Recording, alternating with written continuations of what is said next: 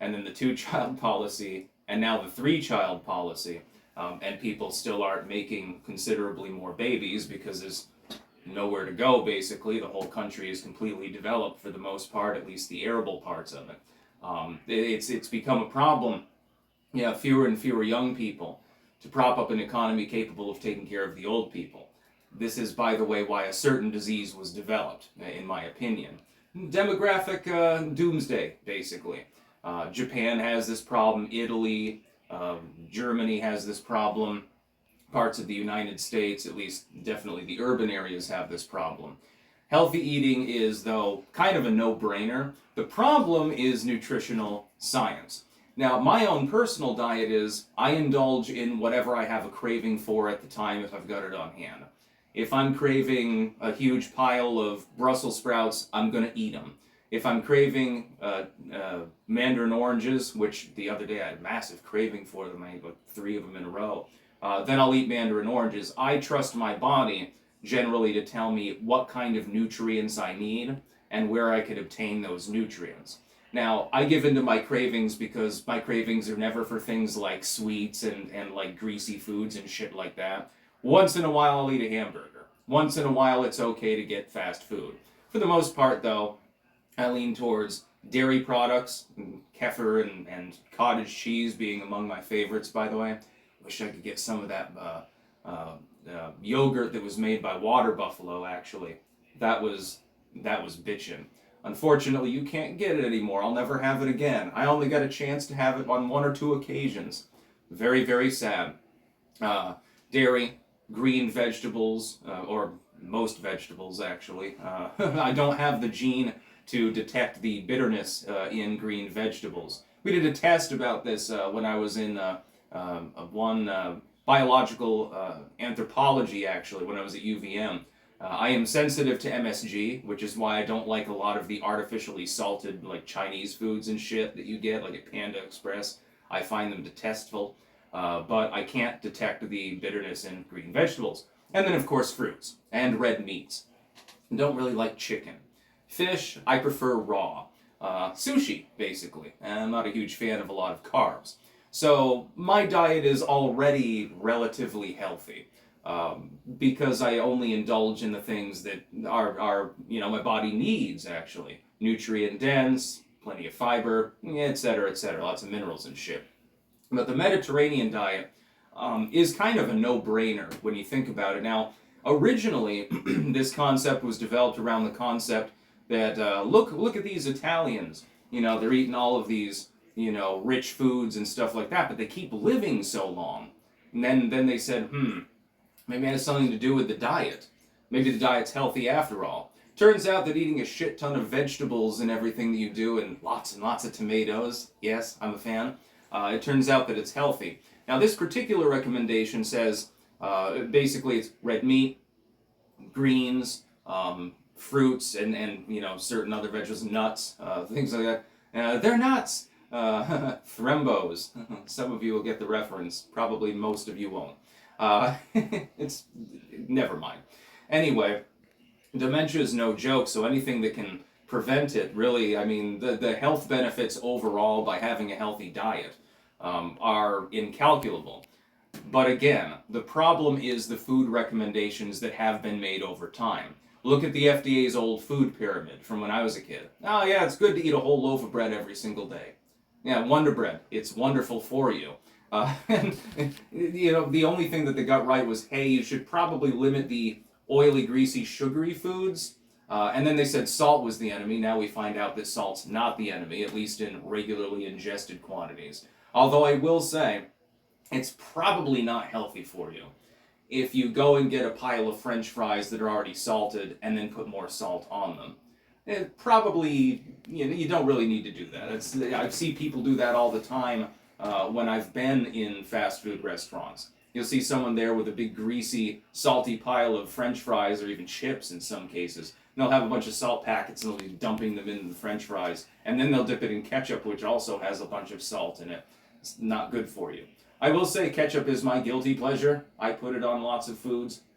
Maybe I should put it on a salad as a subscriber challenge or something like that. That would be funny.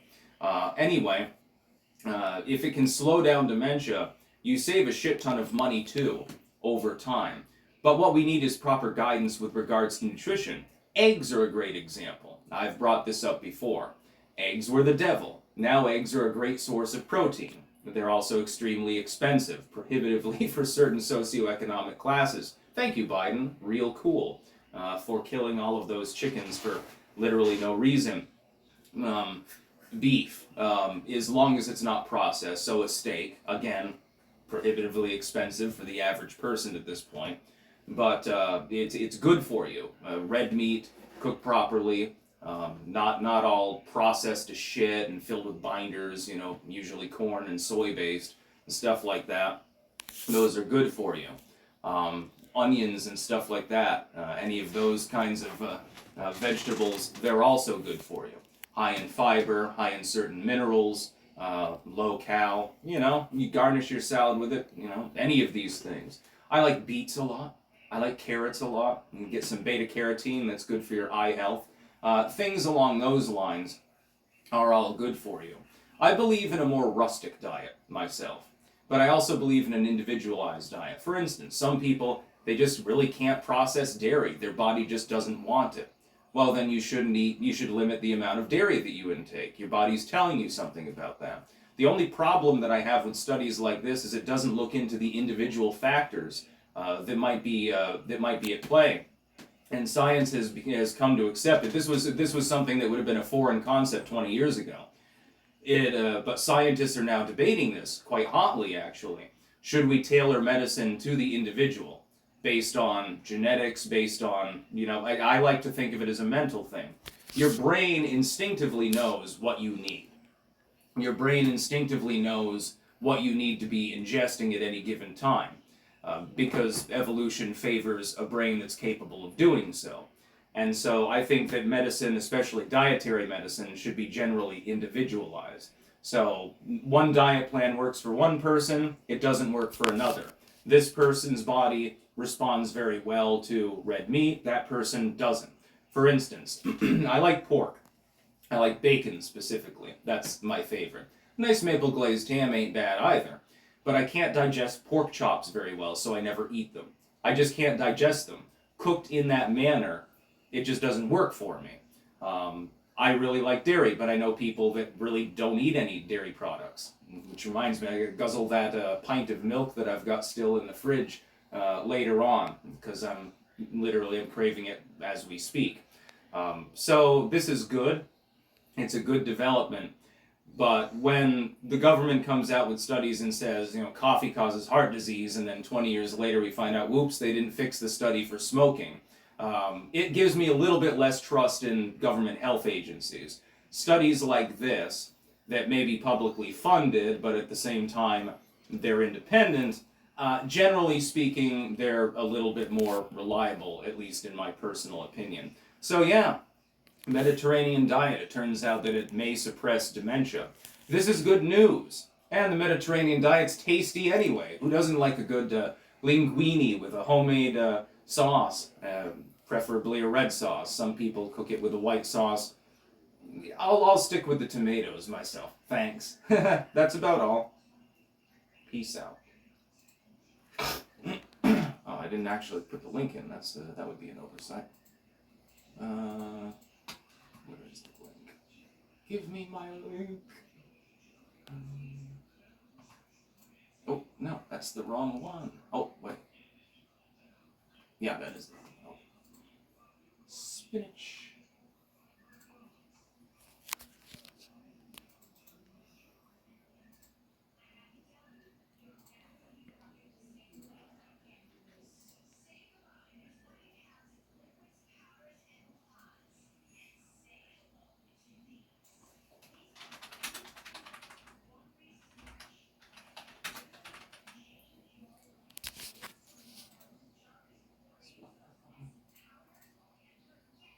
Whoops. I'm not sure exactly why that happened.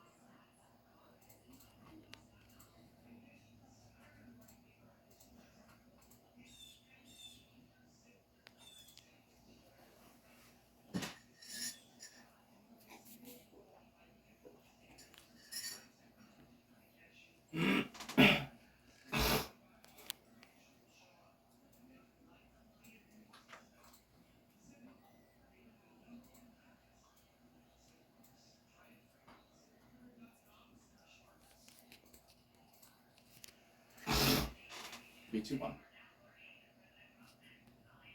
All right, everyone, we have another TDS article. This one just as hilarious as the others. You won't believe the title of this, link in the description, archived, of course. Trump was right about DC crime, but still dangerously wrong. The allure of the president's crackdown on crime in the district tests our democratic society. Let me hold you right there, my dude. There are several factors that you've got to consider. First, you're arguing that the only methodology by which you're actually capable of tackling the crime problem is wrong because it involves Donald Trump, because Orange Man Bad. And everyone knows Orange Man Bad is trying to take over the country as dictator, so if he deploys troops to the federal district that is explicitly under the command of the federal government, as opposed to a state government, we'll get to that in a moment, with regards to Chicago, New York, and elsewhere, his decision was the only one that could actually stanch out the crime. So you're saying that of necessity, because we know it's self-evident that Donald Trump wants to be the American dictator, which actually was Abraham Lincoln, as Razor Fist explained, salute, obviously that's the real reason why. He just wants to get rid of brown people and establish himself on a throne, effectively. The new White House decor, which does look like Imperial Russian decor, admittedly, probably doesn't help his personal case. That's factor number one. Factor number two, and this gets into the issue of Chicago, New York, etc., is that Washington, D.C. is a federal district, not a state. There are citizens living there, yes. There are also plenty of illegals in the D.C. area. D.C. has already been shrunk before. Personally, I think they should shrink it down to the mall and cede the rest of the land to Maryland and, keep a few blocks out in every direction in order to have, housing specifically for members of Congress and shit like that. Use eminent domain to clear out an area sizable enough to house the people of Congress and the judges and stuff like that. And private citizens can go elsewhere and pay them double or something like that. Not that land in certain parts of D.C. is worth very much because of all the crime, which was kind of Donald Trump's point, actually. And that was kind of the point the whole time. If you can't actually crack down on crime using the methods at your disposal within the capital, within an actual federal district, well, I mean, that's kind of going to handicap you as far as plunging the crime rate. And it has had success. Liberal media acknowledge this. They just use the caveat, well, it was only moderate reduction in crime. Yeah, double-digit reduction in all property crime is only moderate. I would say that that's substantial. Secondly, to the issue of Chicago, which Trump has mentioned, New York City he's mentioned, etc. While state guards can be deployed in these areas, there are limitations on it. The federal district is not going to be the same as the states. In the states, the governors and the state houses have more purview, more control over whether Trump can do that. They will not be able to carry weapons due to Pax Comitatus. This does not apply, though, in D.C. In fact, the guards that are there are now armed, actually. That's because it's not a state. It is a federal district. So it's allowed. There in D.C. it's allowed. Elsewhere, they wouldn't be able to be armed with firearms, at least. I'm assuming they could carry like tasers and clubs and stuff like that, but the options are a little bit more limited. It would be more logistic in form. That's why ICE would be more likely to be more directly involved in those situations, ICE officers, specifically because then they're not members of the military, so Pax Comitatus does not apply. By the way, there are two definitions for that actual Latin term. One involves sheriffing, the other involves not being able to have armed troops, guarding things and policing. But it doesn't apply in Washington, D.C. In Washington, D.C., it's perfectly acceptable because it's a federal district. So when the liberals come out and screech bloody murder and say, oh my God, Trump's taking over the country, he's going to send millions of troops into Chicago with tanks and shit. No, he's not going to do that because he wouldn't be legally capable of doing so.